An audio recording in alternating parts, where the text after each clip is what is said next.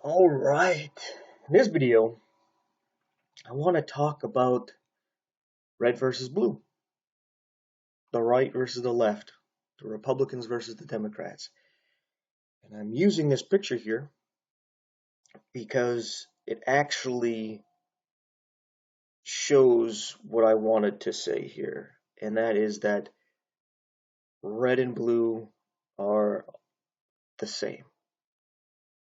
It's two sides to the same coin, two wings on the same bird. They are two actors or wrestlers that are putting on a show where if they were just to go out and wrestle, they don't get much attention. But if they can get you emotionally invested through some kind of dramatic story, such as uh, Blue over here took Red's child, and Red has taken Blue's wife, it adds some kind of drama to it and can get you invested where you're like, hey, wait a second, this guy stole the child, and you might be thinking, I want to see this guy get beat. But then you might be on the other side going, hey, this guy stole his wife. I want to see this guy get beat.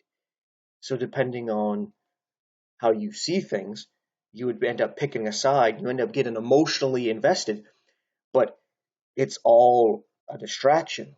It's all to grab your attention and to suck you in and to pay attention to them when there's better things to be paying attention to, such as God in your eternal destination, what's going to happen when you die, or even your life here and doing what you need to do to take care of yourself and your family, in spite of the red and the blue over here, the Democrats and Republicans.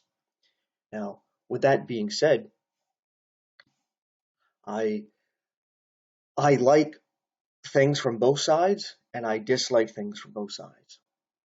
And there's no way that I'm going to vote for either one because they don't actually represent me, because I actually have views that agree with both sides on certain things and disagree with both sides on certain things. So it's like, no, why am I going to compromise half of what I stand for to get half of what I want? Like, which half do I want to get supported and lose the other half? Neither. Why can't I just have both? And I'll explain what I mean here. When I look at the blue representing the Democrats, I see a lot of talk about supporting the poor and the needy and the rich being greedy on the other side. And I can see that this is a good value. I see this as Christian. This is how Jesus lived. He was helping out the poor and wasn't telling them to, hey, go get a job and tie up the bootstraps and this trickle down and all this stuff. He freely helped out the poor. An example that I find interesting is that there were 10 lepers that Jesus healed, and only one of them came back to thank him, right? And he appreciated the one that came and thanked him, but he didn't end up cursing the ones that didn't thank him, who were unappreciative, right? And it's an example of helping people out in spite of them not even being thankful for it or appreciating it or even acknowledging it, right? I mean, there's people around us that we don't like, but they're still our fellow man. And we should help them in spite of themselves. And I like that from the left, all right? And I get the other side where it's like, hey, I worked for this, you should too. The other side's leeching, right? And it's a very selfish, kind of entitled kind of view at times. But I also understand it. Like, hey, why don't you do what I'm doing? Put forth an effort into these things. And what have you. But at the same time, there's not enough jobs for everybody, right? I mean, and if everybody had a job, there wouldn't be enough jobs for people to have 2 or 3 jobs who want that and desire that or need it, right? But anyway, on the right, I like that it actually at least gives lip service to Christian values, right? Where they are for traditional marriage, against abortion, and these certain things, even though I still believe in freedom in the sense that I'm against abortion, but I also believe that I don't have the right to control what other people do, right? But I still can say that, hey, I don't think that our taxes should go to support you doing these things that I don't agree with. Like, why should I put money into the pot to support things that I'm against? And why do you think it's okay to force me to put the money into the pot to support things that you want that I don't? Like, that's not right. Because the left will talk about the freedom to do these things, but they don't care about taking away your freedom not to participate in that. So it's like you got these contradicting beliefs on both sides here, because you got the Christian values, but they're not going to help out their fellow man. And then on this side, what I don't like is it's more atheistic, and the morality on this side is like a very drunken circus over on the left, where up and down doesn't exist, right? 2 plus 2 equals whatever you want it to be. Nothing makes sense over here, right? So it gets this confusion going on. But then on the other side, we got these people who just claim to be Christian, like basically all the politicians, but let's just use Trump, where he says that, hey, he doesn't confess his sins to Jesus, and obviously from what he said, he doesn't actually believe in Jesus dying for his sins, raising from the dead from the third day for his justification. He just says, I try to do better, right? And that fits into the right, because the right is about this works-based mentality where you have to earn it and deserve it, which is not actually Christian. Where God came into this world and lived a perfect life to give it to us in spite of us not deserving it. Not a single one of us deserve life or even God coming to save our lives. We don't deserve it. It's by God's grace. And grace is something that we haven't earned, deserved, or merited. Yet God gives it to us freely. And a lot of us spit in his face, even the Christian side, right? So this side, it puts on this veneer of Christian when it's really not. And that's what I don't like about this side, is it basically makes Christianity look bad, right? So the truth is actually a mixture of these two things and a rejection of these two things at the same time.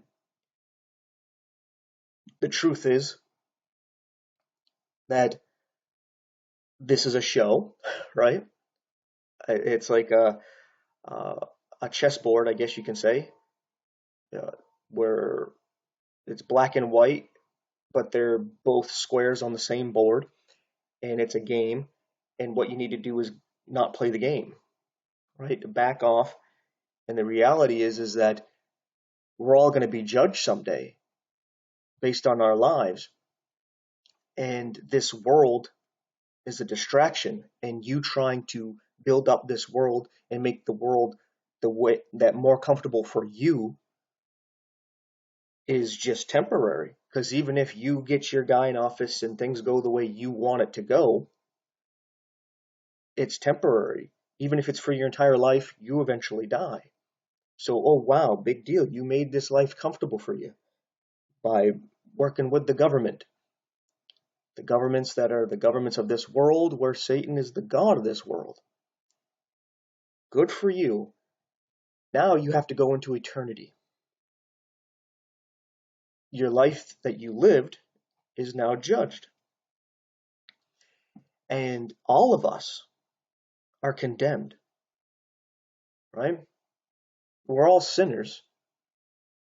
You being honest with yourself, you know that you're selfish, prideful, even arrogant, even self-righteous. And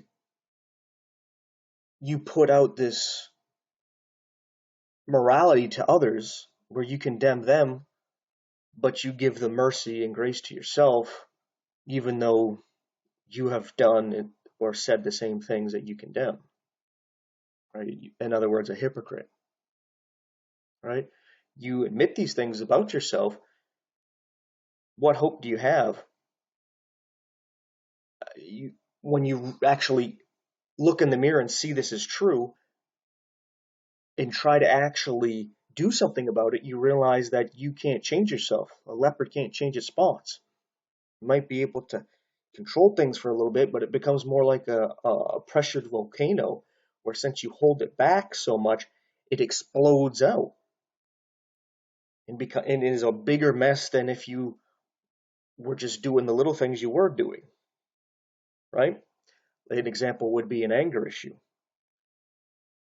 You controlling it, instead of having these little outbursts where you're like, ah, dang it. Instead, you're holding it all in, and then eventually you just freak out and destroy something or end up hitting somebody, or worse, right? It becomes a volcano instead of these little steam outlets. And you realize you can't change yourself. You actually need God.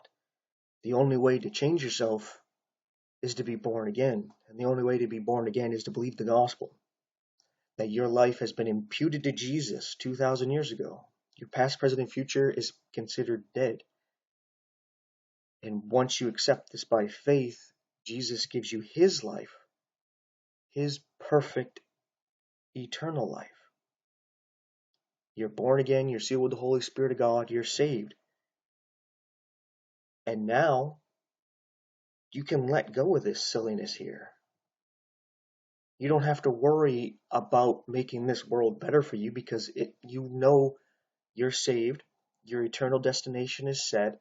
This world means nothing in the big scheme of things. So you don't have to sit here and try to make this world more comfortable and pleasing for you, because ultimately that doesn't matter. What matters is just you building your relationship with God and being a light to others so that they too may be born again and saved. And in these times, also warned about what's to come.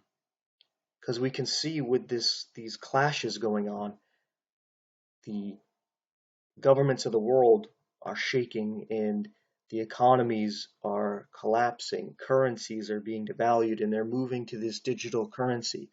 So for those of you who laugh at the cross, at the gospel, one day the church is going to be taken and they're going to be issuing out the mark of the beast. That if you don't have it, then you don't have this digital currency, and it's going to be the only way you can buy or sell. And they're going to be tracking everything. So the only way you're going to be able to actually fit in is by taking the mark. And don't be fooled thinking, oh, the left is going to be the ones that bring it in, or it's the right are the ones going to be bringing it in. It doesn't matter. Whoever is in control, they're going to issue it. An example would be when this pandemic came in. Who was in office? The red. They were for the shutdowns and for the jibba jab. And then when the blue took over, they were supporting the same thing. Even though a lot of people on this side were against it. It doesn't matter. Right? they're going to do the same things. It doesn't matter who's in office. This side is putting on an act that they are Christian. This side's putting on an act as though they are atheists. In reality, behind the scenes, ultimately, they're both together as Satanists. You may think that's foolish now, but I tell you these things before they happen, so when they happen, you would believe. So anyway, this is just like how somebody put it.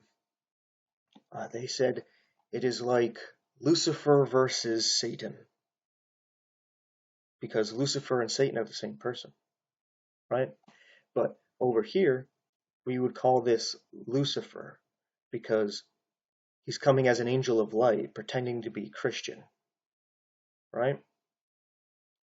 Well, on this side, he's Satan, and he's just openly coming out as he is, right? And normally, if we didn't have this side over here, you would clearly see that this side is obviously satanic and not really Christian. It'd be obvious because you'd be comparing this to who? Jesus.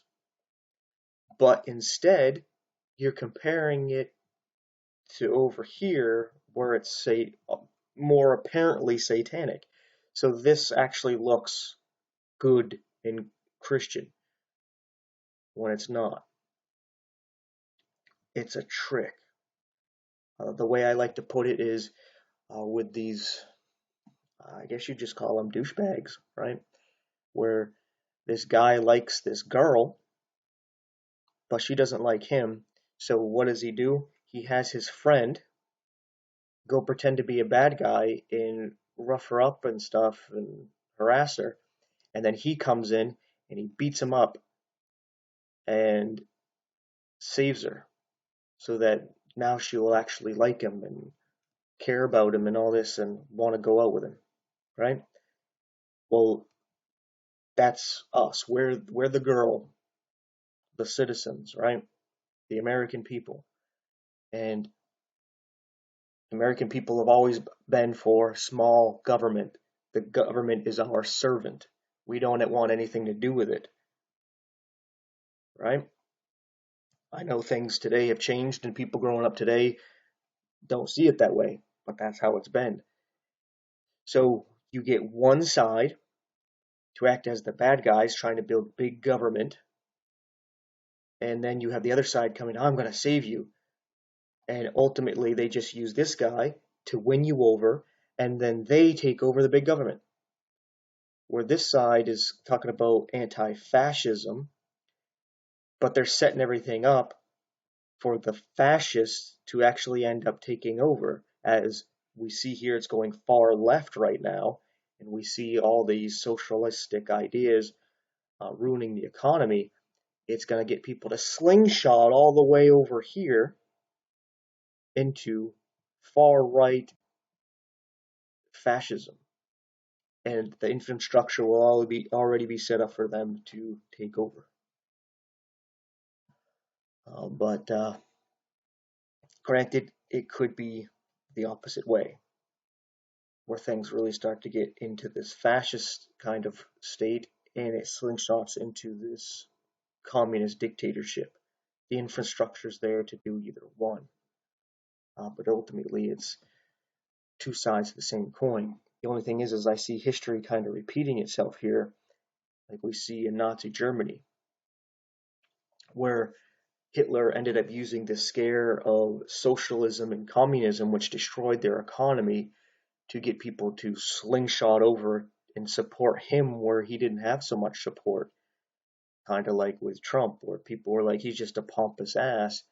And then all of a sudden, that we have the far left getting more and more power and whatnot, all of a sudden he looks like a good guy. And you start supporting him. Just as a quick example. And you could see everything setting up that way, where Hitler was not against the Jews at first, and we see Trump supporting the Jews. But if things actually changed and he got the power and it became like something like a dictatorship, I believe that would change. And it makes more sense that the right would end up uh, taking over, because during the end times, the Jews are going to be hated. So it seems more likely that it's going to be some kind of fascist dictatorship and not a communist dictatorship. But maybe, like I said, they're mixed. They've joined together, and it's going to be some kind of fascist communist dictatorship in the sense that it's going to be a one world government with a one world economy and currency. So it's a big giant commune where you have to take the mark, but it's also going to be anti-Semitic. It's going to be against the Jews, and it's going to repeat history. But anyway, that's my 2 cents or so on this left-right thing. People are getting way too caught up into it. I think it's funny that a lot of people say, "Hey, wrestling's fake," and look, it's just a bunch of drama and all this. I mean, it was kind of fun as children, but it's not anymore. And here they are doing the same thing with politics. Hey, don't you know it's not real? That it's a show? I mean, it's obvious. I mean, it was kind of funny as children, but not anymore, right? I mean, grow up. I remember as a child listening to um, parents and adults talk about how, oh yeah, we vote this guy in and he says he's going to do this and he does the opposite. I mean, what the heck? Oh, we vote this guy in and he says he's going to do these things, he does the opposite. And then it's back and forth every time. They about lie and the bullshit. And I was like, well, how many times do they have to do it to you for you to learn that you can't trust them? I mean, even people talk about you can't trust the politicians, and then they go all gung ho supporting these people as if you can trust them. It's like, what the heck is wrong with you? It doesn't make any sense. You're clearly able to understand that they're full of shit and they lie to you, and the things they say they're going to do, they're not going to do. The things they say they're not going to do, they're going to do. You've got the history to see this is true. But then you're going to go all gung ho supporting these people as if they could be trusted with your lives. How does that make sense? I don't know. I'm going to have an aneurysm if I don't end the video here. So thanks for watching and take care.